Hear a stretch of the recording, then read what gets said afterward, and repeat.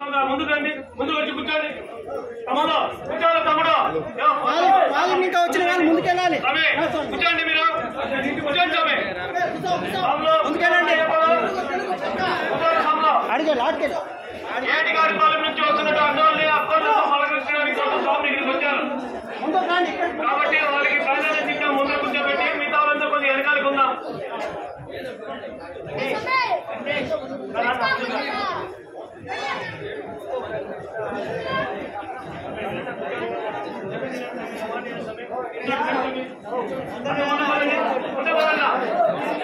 కొంచెం ముందు పదండి.